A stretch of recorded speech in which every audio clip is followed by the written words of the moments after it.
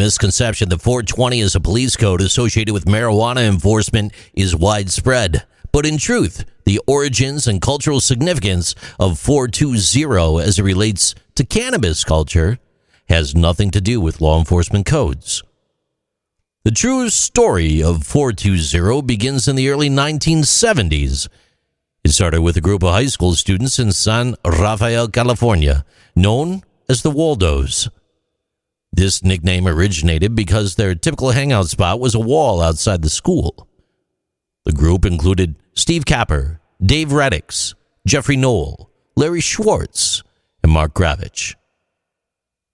The self-proclaimed Waldos decided to use the term 420 after coming into possession of a map supposedly leading to a cannabis crop planted by a Coast Guard service member who could no longer tend to his plot. The group agreed to meet at the Louis Pasteur statue on their school grounds at 4:20 p.m. to begin their search.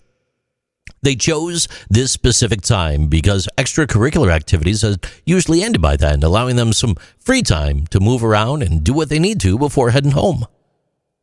These, quote, Waldos would remind each other in the hallways to meet at 4:20, which eventually was shortened to just 4:20.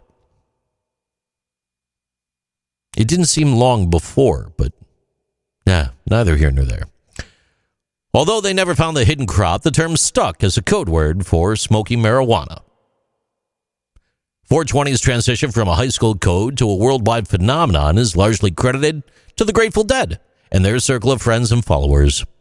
After high school, Waldo member Dave Reddix became a roadie for a member of the Grateful Dead, and the band took a liking to the term. The Grateful Dead and their followers began to use 420 regularly, spreading it globally as they toured. And by the 1990s, 420, aka 420, had been embraced by a broader cannabis community, particularly after a flyer advocating for people to gather April 20th at 4:20 p.m. to consume cannabis. Oh, after a Grateful Dead concert, that is, of course. So that flyer and the activities it promoted caught the attention of High Times magazine, which helped propagate the term even further.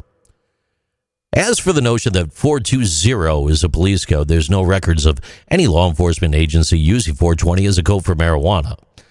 This belief may have just been propagated into the storyline to help with the mysterious and illicit aura that surrounded marijuana use, leading to a blend of fact and fiction in the public imagination.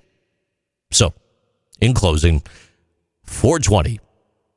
It originated not from any formal or official source, but from a bunch of dudes standing up against a wall that couldn't find crops in a field.